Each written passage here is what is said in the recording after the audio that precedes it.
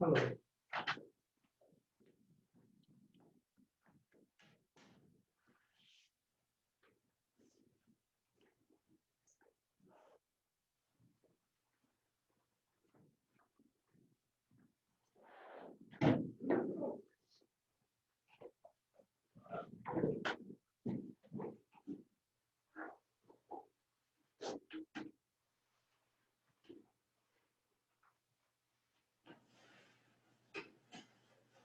Doctor, did you do my presentation stuff? Yes, I did.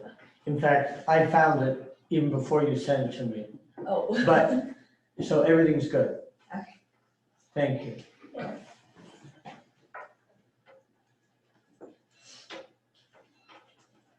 The second time.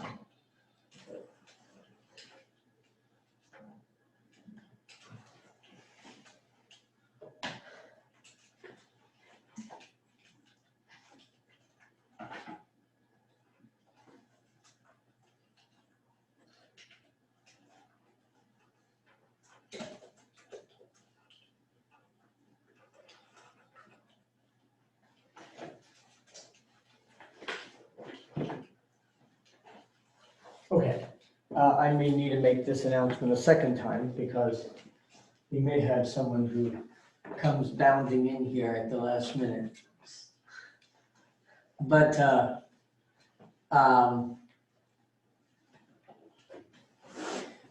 next, we are finishing up the presentation related to the textbook today, and then we will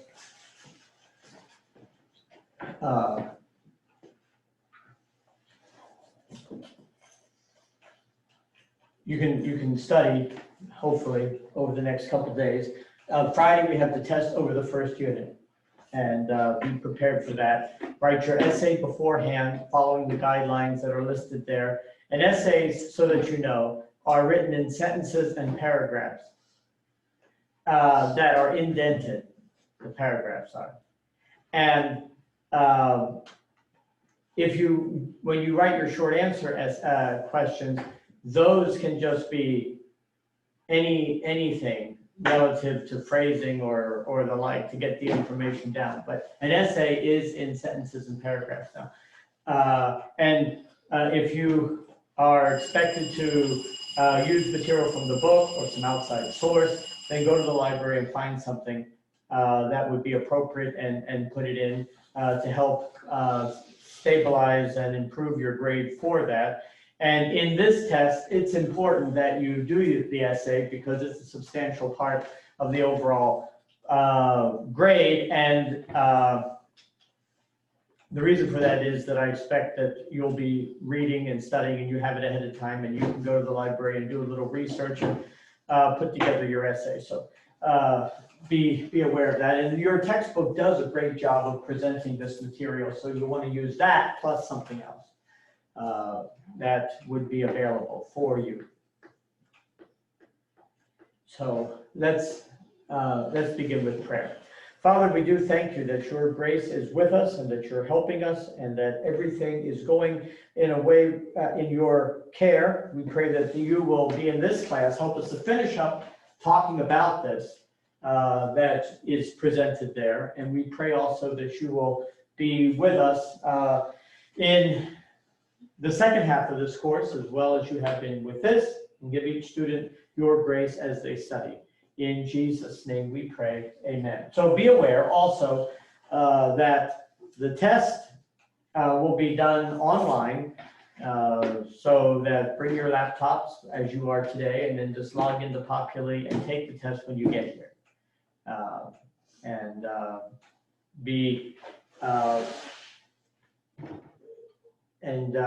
So do that in that manner. Okay, now, this was the slide we were on in the last lesson, dealing with various kinds of parenting styles that children have. Some children might be allowed to grow up in a home that has parental control, but very involved parents. And this word authoritative might sound terrible, but that's actually the best category, because a child feels as though their parents are with them, involved in their life, and they're very clear and understood rules and regulations and understanding of how life is. This here is just rules that are enforced, but the parent really isn't in their life outside of just enforcing rules. Here, low parental control, high parental responsiveness are permissive parents who don't control their kids, but they're always in their life and often enabling them in their destructive behavior or making excuses for them, and are actually assisting the children in their in the negative paradigm in which they're living. And then the last one are unengaged, laissez-faire. Parents are not involved in their lives and they don't give them any real direction or control. So the kids are out of control and the parents don't care in any way. Now, family and peers. Now, care for the unmarried. Celibacy is a calling of singleness for commitment to kingdom work. We don't necessarily talk about that. Some people are single by choice, and in most cultures that might be women. You have some men that are married and are in the ministry, but that's rarer unless you're Catholic.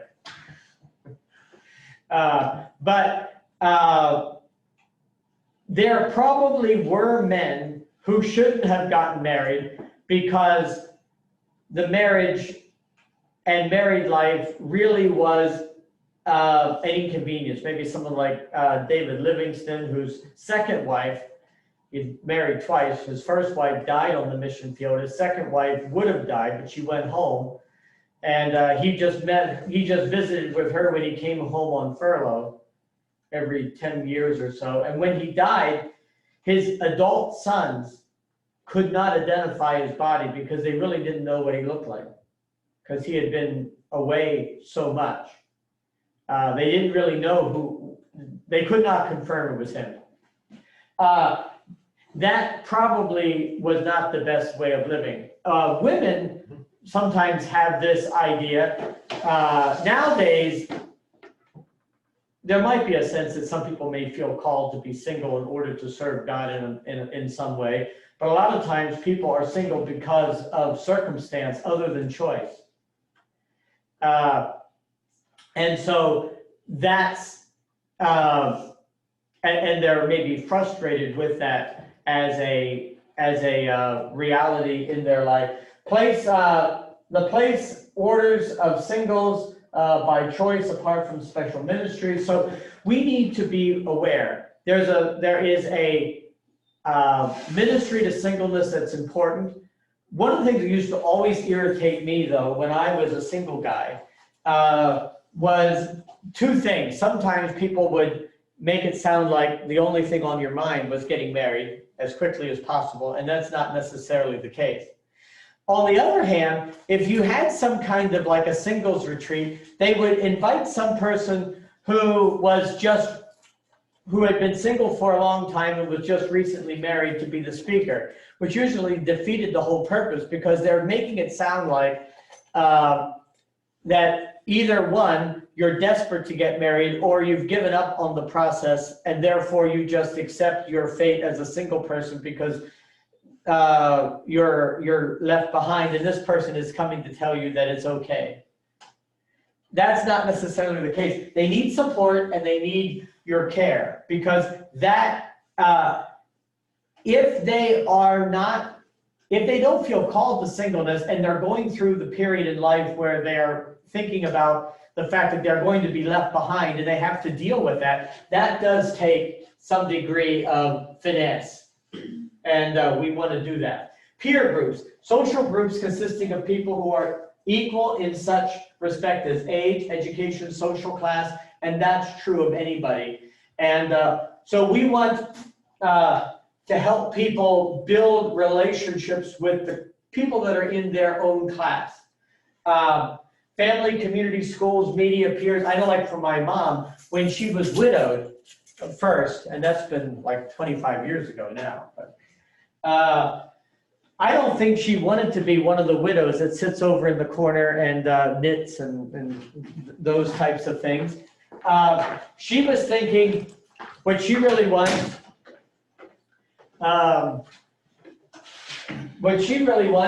was to be like she always was before, but she wasn't in the couples group anymore. She wasn't going to get invited to go out with people that would have always invited her and dad before, because of course she wasn't a couple anymore. They never invited the single ladies to these things.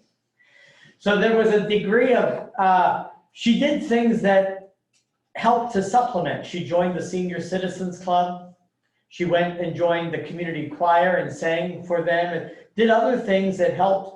And she started to do things on her own, because she was never one to go out and do things on her own. She always did things with dad. So you have to make choices to either stay home and sit there and do nothing, or get out and enjoy life in your new status. Adolescent peer groups maintain healthy balance between family integrated youth ministry, and we want to do that, where family is involved, and differentiated group age ministries, which not just deal with families and youth, but also with the young people of their own age in which they are not necessarily with their families. I wish that we still did the youth group the way they did in the old Holiness Christian Church that I grew up in, when they had what was called the Young People's Holiness League. Isn't that a great name for your youth group? Young People's Holiness League. The YPHL.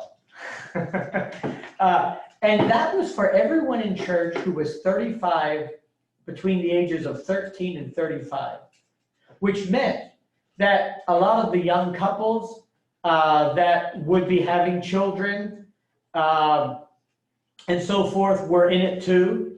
And they would be the young people, if you say the young people who were like 30 in their low 30s or so forth, and they were married and they had kids, they could have kids that were almost old enough at times to be in the youth group themselves. If they got married when they were 20, now they're 35, they might have a 12-year-old. And so there was cross-generational relationships, and the leaders of the youth group were the young people in the church that were in their 30s and could give spiritual guidance to the young people. Eventually, they decided this was dumb for some reason. Some wizard of smart decided that was not a good idea. And decided that the cutoff would be 18 or 19. Well, that deprived the teens of all the young adults mentoring them in this organization. I guess maybe sometimes the teens wanted their own thing. I don't know what the issue was. But that, when it lasted, was really good. Now, the theology of sexuality, which is chapter 9, which is your reading for today, is an excellent chapter, and your essay is based on material from in here. The need for a theology of sexuality has never been more important, especially in the modern world.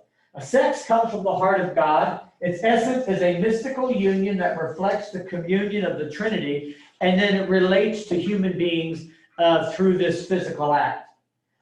Many times youth see sex in a casual way, and I am astonished as to the level at which this is true. And this is also true about young people and maybe our society as a whole. But people living together and having sexual relationships is very common. So much so that it isn't the least bit shocking. And right now with this coronavirus thing and people delaying their weddings, I know of people who are happily going to church, who have decided just to live together for the next few months so they can get their, they were supposed to get married. I mean, I would be open to the idea of someone just running down to the justice of the peace on the day they were supposed to get married and have a ceremony, because they can't have the big wedding like they wanted, and then later on have some sort of ceremony of commitment that they can do this. But if you're going to start living a married life, then you better have a marital ceremony to initiate it. I remember one time I was listening to Caleb, a repository of moral, you know, Caleb in the morning is just a compendium of spiritual wisdom that is announced all around the country. And there was this lady who came on there and said that she was so happy for Caleb because her boyfriend, who's not a Christian, was singing the songs that she listens to while getting ready in the morning from Caleb as he was shaving that morning, or something like that. And I mean, is it Mike and Giant, whoever it is, they were there high-fiving each other in the studio and praising God that they were making an impact on this man who's not a Christian. Do you know what I was thinking? What you living with the guy for if they weren't married? That's what I couldn't figure. That's what I would have been saying to her. What in the world? Well, why are you living together if you're not married? That's what I'd be saying. I wouldn't be like, praise the Lord, we're having an impact. I'd be like, we're not having any impact at all. I mean, what are we doing here? Caleb, in the morning. I just could not understand. I was just dumbfounded. But her living with this guy meant nothing. Now, it'd be one thing if you're married to a guy who's not a Christian. That happens. And some women will marry someone who's not a Christian anyway. I mean, we would not recommend that, but we sometimes suggest that that's a sin. It's not exactly a sin. It's just not a good idea. And therefore, I can understand the person who's saying that my husband, who's not a Christian, is shaving and singing the songs to Caleb that I listen to in the morning. That would be a sign, woo! I'd be able to celebrate that. But this other thing just bothers me to no end, that we think that's okay. Now, approaching sexuality in our times. Rules for sexual activity are inadequate unless they rest on a strong theological foundation. If we just tell our young people not to have sex until marriage, and you can come up with all of the practical reasons for why this is not a good idea. But we also need to have good theological reasoning as well, that will guide us in making, and then we need to be willing to enforce not negative stereotypes or penalties, but we need to be willing to really let the young people know that we're not going to be, we're not going to fudge on this. Sometimes sex is too powerful just to say no. It is a powerful, emotional, physical response. And if young people are not committed to abstinence, they aren't going to. Because some of the most committed people, if you put yourself in a situation where you're likely to make mistakes, you will.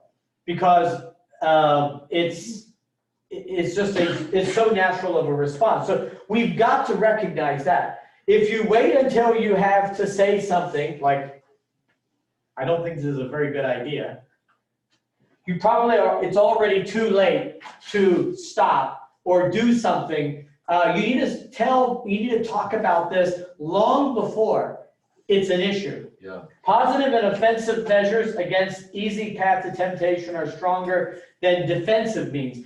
Taking good precautions well before the temptation arises is better than trying to have some kind of defensive measure to temptation when it arises. To prevent that from happening is better. Authority, community, a warm structure are missing from most young people's lives. We need to be able to let them know that we love and appreciate them and give them a sense of commitment. They may make mistakes, and we need to accept them when that happens. Sometimes churches have made the mistake of having strong penalties for nonconformity in a way. I think this is why the holiness movement, this is really different, but why in the holiness movement, in many cases, divorce was such a penalty. I mean, there was a day in the Wesleyan Church, of which I'm a part now, in my old days in the Holiness Christian Church, it would have been true as well. The Nazarenes would have had this same rule. If you were divorced, you couldn't be a member. Didn't matter why. What was that rule intending to do?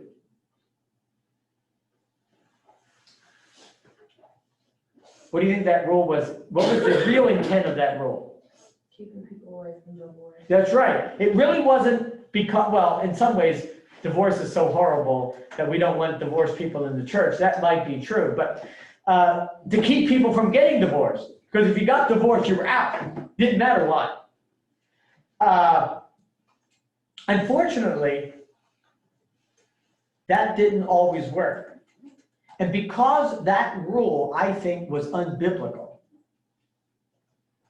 that standard to say that if you're divorced, you can't be a member was not a biblical standard. It creates problems with figuring out where do we draw the line. And now we hardly have any rules whatsoever. You can be married 100 times and get divorced, and people get remarried and so forth. And because we took a stand to try and create boundaries that was unnecessarily harsh.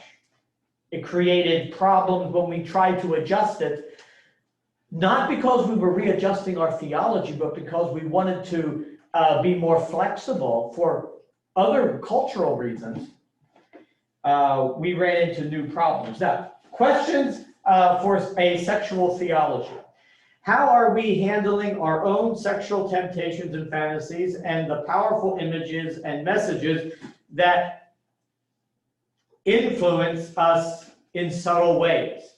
And so the question here is, what do we do with those things and how are they handled? How do we define sex and sexuality? Maybe that should be the first one. What is sex? What types of physical acts would be defined as sexuality?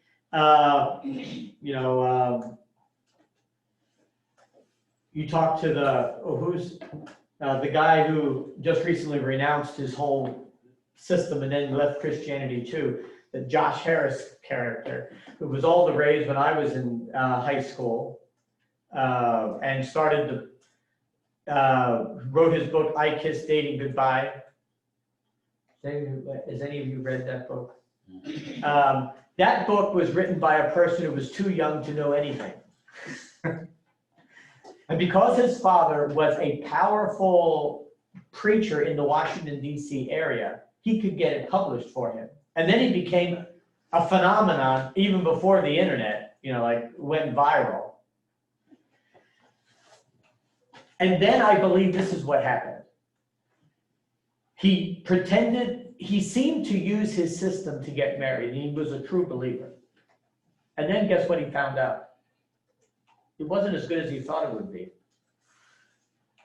And he became disillusioned by this. And being a Calvinist, he also believed in the selective will of God for all things. And therefore, God should have prevented him from getting into a marriage that was less than satisfying if he was real and what he claimed to be. And so he just was distraught in the entire system of what it means to be a Christian. So now he's divorced and not sure that he really believes in God anymore. What a sad commentary on life. That's because he has a misunderstanding here. So he would have said, don't hold hands. Don't do anything before you get married. That may not be necessarily a good idea. But what exactly is sexuality and sex, and how does that fit into our understanding of physical relationship? What is the nature of sex and the sex drive and how that plays into things? Now, for James Dobson, he would say that the sex drive, properly harnessed, not only deals with ensuring that there are new people in the world, but it also is the driving force behind most innovation in the world. You look at people like the Shakers, who never got married, or even if they were married, they never had sexuality. Of course, they're almost all gone now. I was at the last Shaker colony a couple years ago on vacation, and there's not a whole lot of shaking going on.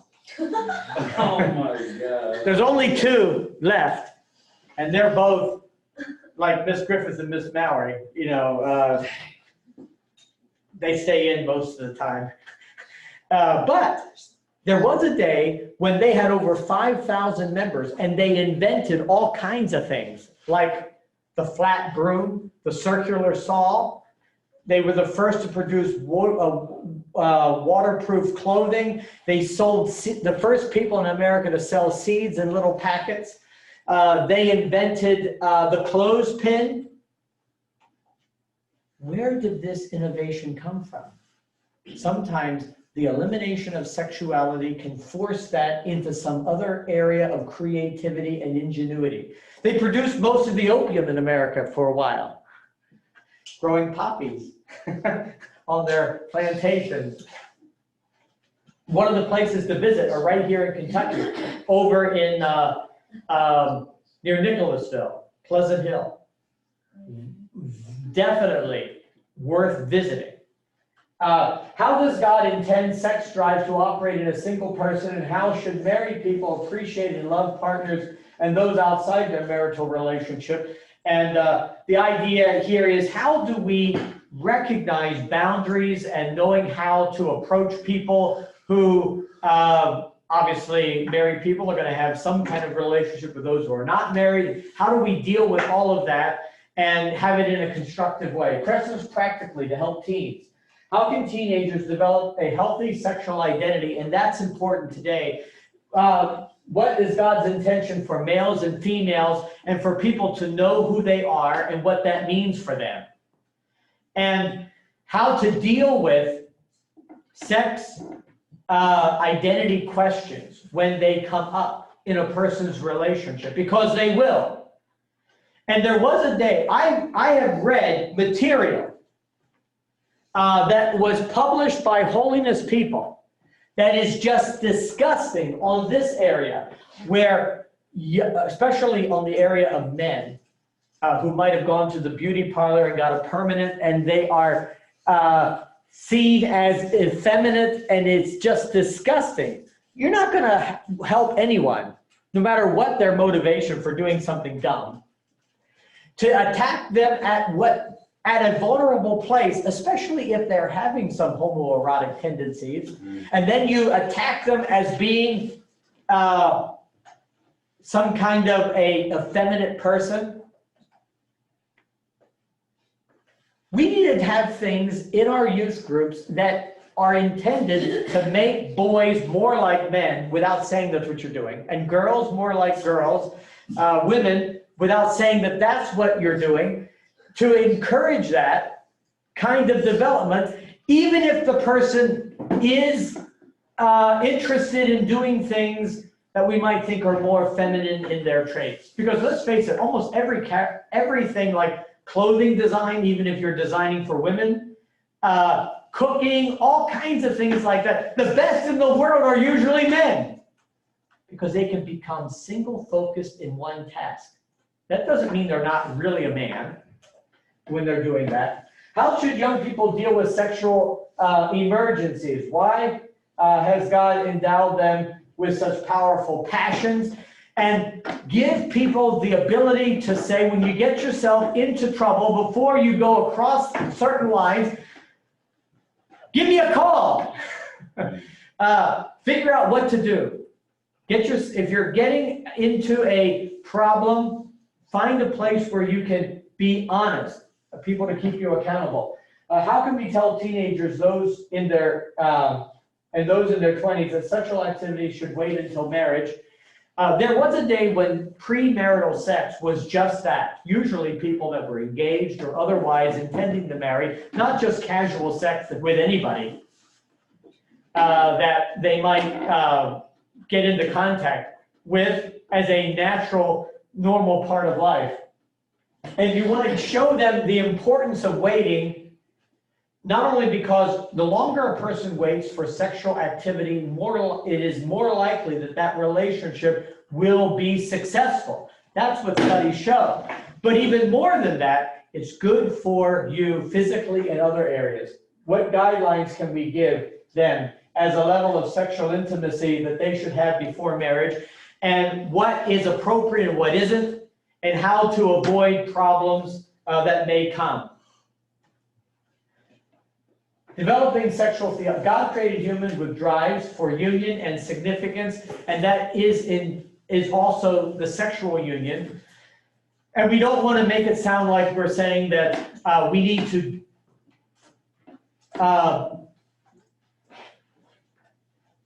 pray that God will take the sex drive away from us if it's out of control. He's not going to do that. But we should be looking at, how do we deal with this?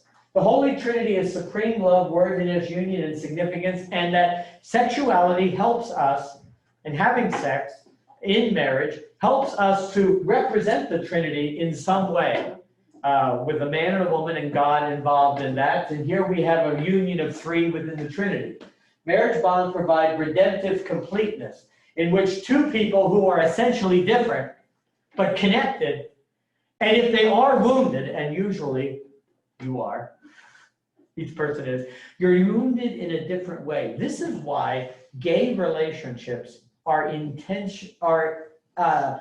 flawed at the very foundation, because two wounded men, and if they're gay, they are emotionally wounded. There's just, one of my arguments is that homosexuality is born out of emotional woundedness. It's an attempt to compensate for it. Yeah. And especially in men. Women, it can be a little different. But for men, it's often this. It's emotional woundedness. It's a coping mechanism to deal with it. And if you get into a relationship with another man, guess what? He's wounded in the same way you are. You can't heal each other. It temporarily, just like taking a drug, solves the problem, but in the end makes it worse. A woman who is also emotionally wounded, which she very well may be, is usually wounded in a different way and can help the man, and the man can help the woman work through their problems together in marriage. So there's a much greater, I mean, it's possible that you get married to someone and they're not going to be any help to you. But most likely they will be, because their woundedness is different. Human marriages find security and communion and partnership, as I mentioned, a man, a woman, and God. This is the basis of church's teaching on marriage as a sacrament. Now, we as Protestants don't normally talk about it as a sacrament. That's a Catholic idea, and I'm not necessarily going to get into the idea, but there is a sense that marriage is sacramental. We go through a special ceremony, and then we enter into this, and we expect God to come into the mix. Pictures of love with the Trinity, Christ's love for the church, and then sex is a visible expression of the invisible union of glory between the Blessed Trinity. And as men and women engage in this activity, they invite God into that, and then it becomes almost a spiritual activity as well. Human sex is the ultimate form of communication in which one person enters another person's body. And as Mr. Lord would say, there's a degree of secrets that are expressed in this. Because usually when married couples do this, there aren't any other people around. And as a result, there's a secrecy here that only they know. And it helps build bonds together. And if I have sex with other women beforehand, in which it was done casually, it limits the amount of exclusivity that this has.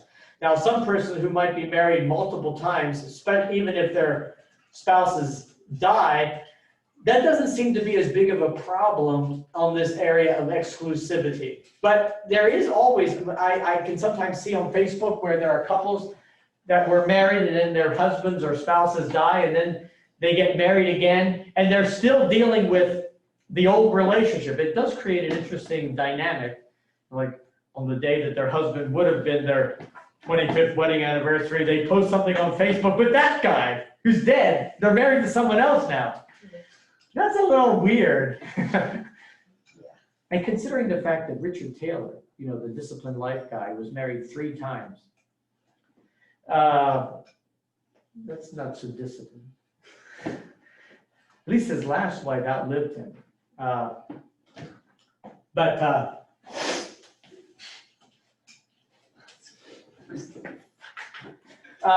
Biblical sense of knowing another person. Sexual energy. Sexual energy fuels life. So this is why it is said that like married people and people who are in a healthy sexual relationship get more done, because all day long, the sexual energy that is created through that marital relationship helps give a person energy to go about the day. And it is helpful in keeping the family dynamics going.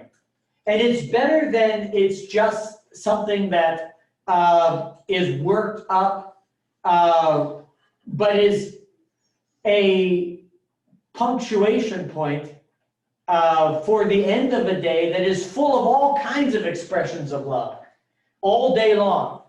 That doesn't just come out, that's disconnected from life. I'm sure there are married couples, where there's almost no interaction.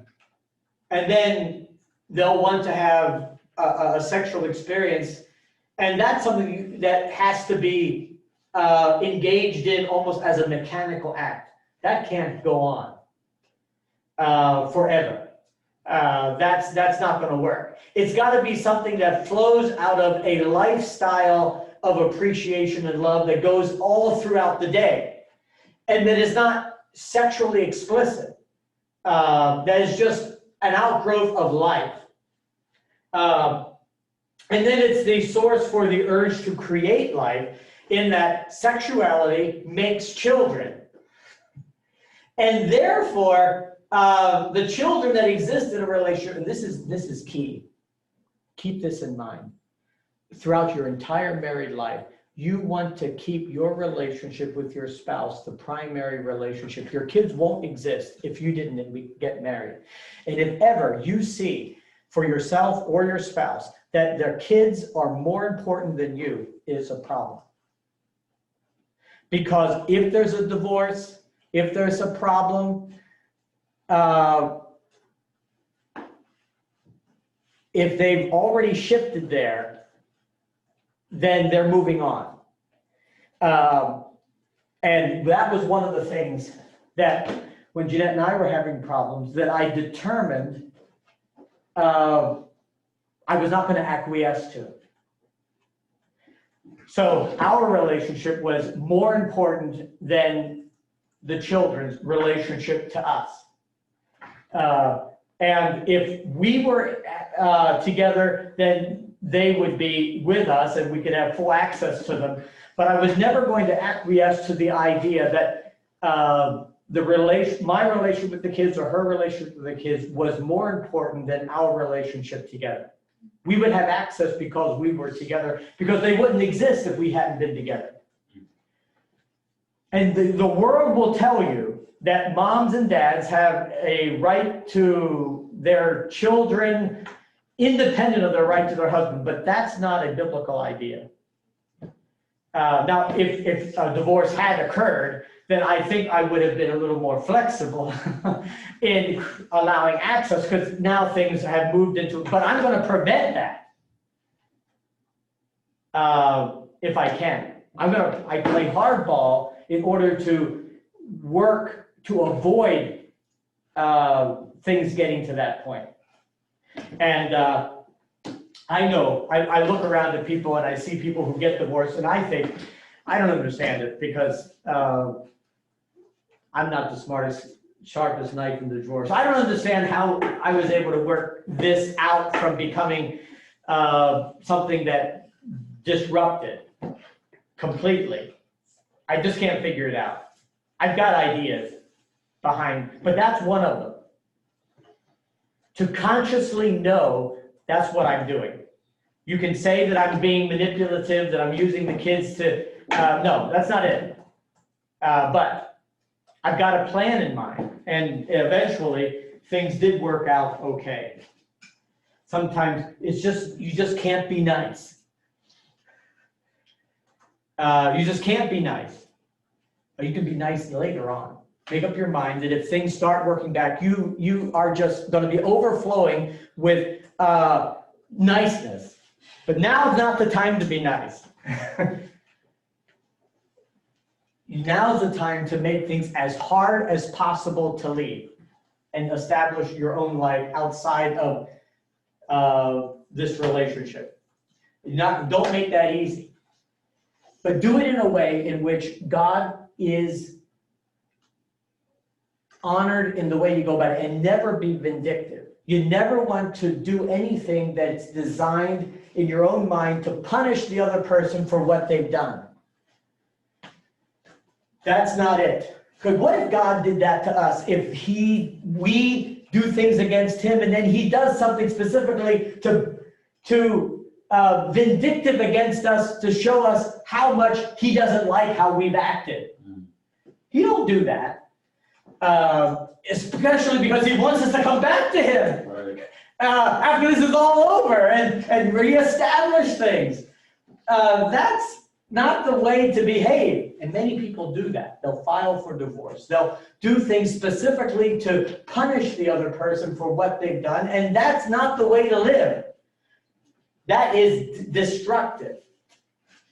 Didn't mean to put that in here, but that works too. You don't do that.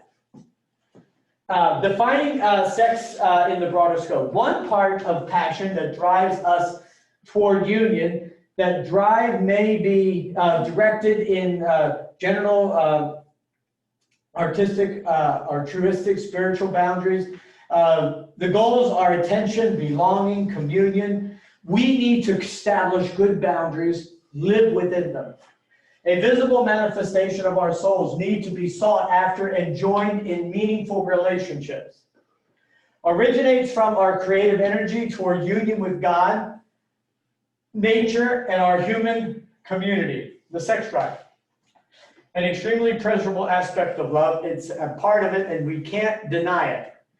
So sometimes when guys are controlled by unbelievable desire or pornography, all that sort of thing, they're asking God to remove from them an essential aspect of who they are.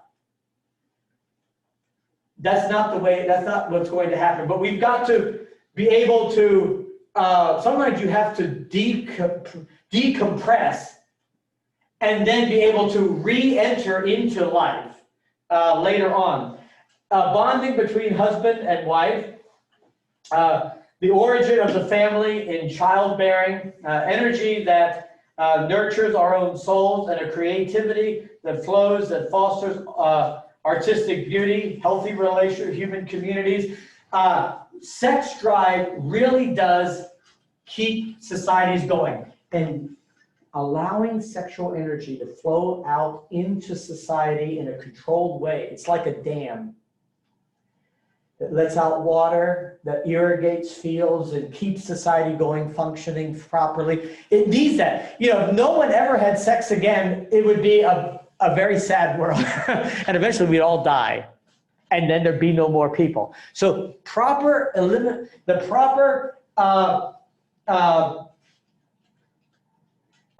release of sexual energy keeps societies functioning like they should.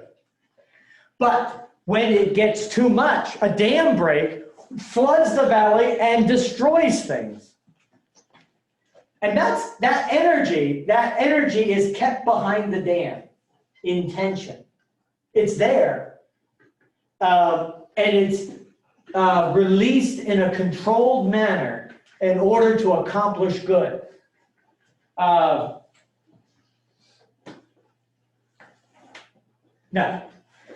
contentious issue of homosexuality. Problems of revisionists from Mark chapter 10, verses 6 through 8.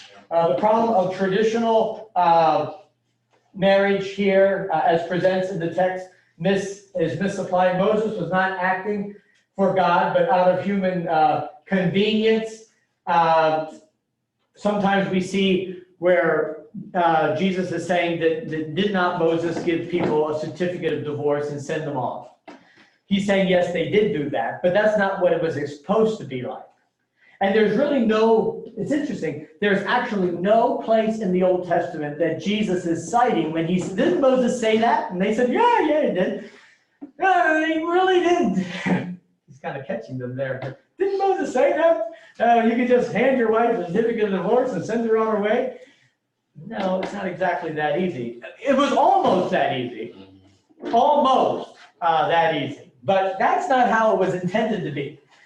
Practical problems. Not all homoerotic tendencies are volitional for a person. Some people will have homoerotic feelings that just come up in them. And they could be because of all kinds of reasons, but you're not asking for it. It just happens. And there are all kinds of things that just happen in our lives. And we are not slaves to that. I say don't act on it. But even when, and sometimes male bonding and friendship and all of that doesn't necessarily mean that a person is having a sexual attraction that's homosexual, that's wrong. I remember watching a thing on the news, like NBC News or whatever, that talked about some kind of non-sexual male bonding that they had on some psychiatrist or whatever that was suggesting that this was some kind of new phenomenon, that it was like celibate gay bonds. And Kitty Couric said, well, don't you just refer to that as friendship? Like, yeah, because there are men that are so close, and women too, that are almost as close as married couples, but there's no, but a sexual encounter would completely disrupt that kind of intimacy that they have. I mean, there's no sexuality in it at all, but they really have a bond that is as close as any married couple could ever be. Yeah. I was gonna say call it romance. Yeah, there's nothing wrong with that. In fact, that's healthy to have. And those homoerotic tendencies are not necessarily, that kind of bonding is natural. Now, we're conditioned now to believe that such things are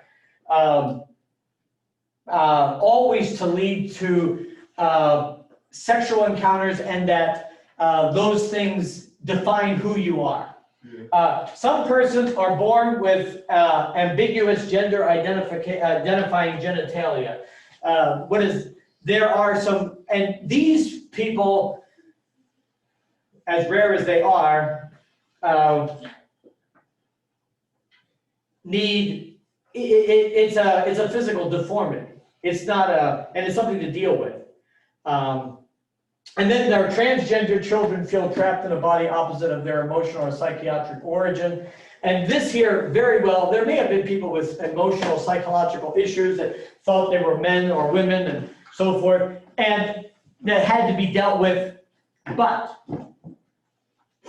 nowadays, this has been taken, I mean, when this whole thing started to come into play, when gay marriage finally was enacted or became legal through the court case, there was a new thing. You know that one of the defining characteristics of gayness in America was the process of coming out and hiding it for a long time. People would hide that they were gay. They were in the closet. They were sneaking around behind it.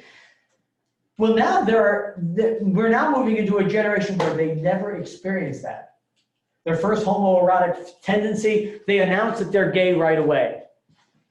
And some people are almost disappointed because that process of hiding it was such a part, and then deciding when and how to come out and tell people and so forth was such a characteristic of gayness that you almost had to come up with something else to be something that was now seen as a problem, because being gay was kind of ho-hum now, you know, like, who cares? Now, and at one time, transgenderism was, you know, almost none, zero. Now you're supposed to believe that you don't, they're like everywhere. and they keep switching. Like, I'm male in the morning and female in the afternoon. That is a sign of a society that is lost. And I will say this, another thing, this whole idea of the coronavirus, a society that cannot accept risk is dying. I mean, Miss Griffith, who were saying, you know, she's carrying pans around in her house and she falls doing it. She shouldn't do that. Why? Because she's almost 100 years old. No. And she's very close to death, and so we don't let her take risks. Where one time she would, you can take risks. You can do things that are dangerous because you're healthy. A society that can't take risks, live with risk, a risk-averse society is dying. And that's where we're headed. And we need to be willing and this whole issue of sexuality and identity and understanding is another characteristic of that, because we can't figure out who we are. And we can't help people who may have a real psychological issue that they have to deal with things, dealing with who they are as a man or a woman. And work through those issues. Now, dealing practically with wholesome living. Understand sexuality. We need to understand it and dive into the process of it. Not ignore it, because it's too important. Deal with your own sexuality and your own sexual issues and be open and honest about them. Know where your faith community stands. And if your faith community is one that is uncomfortable talking about these things, we've got to find a place to express them. Let male leaders deal with boys and female leaders deal with girls, with primarily, and I see this, you know, Paul tells Titus this, the whole thing of female ministry in the book of Titus is not a restriction, in my opinion, on women. It is a restriction on men.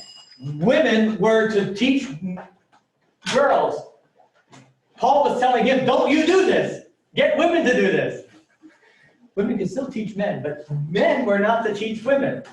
This was their primary job. They could do other things, but you cannot respond openly and appropriately to inquiries. Don't be afraid to deal with these issues. Don't push them away. Develop convincing teaching on sexuality that enlists the help and input.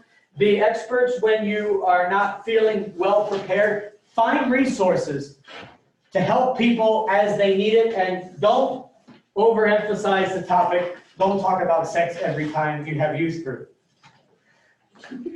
It's not, don't do that. Because that's the next problem people have, that they think that's all that's on the mind of their young people. Sometimes they need to talk about creation evangelism. There you go. Which is the other topic they talk about too much, I think. I see you're wearing your ruby slippers. Yeah. It's my birthday, so I figure out. Well, good. Do something special. Happy birthday. 22.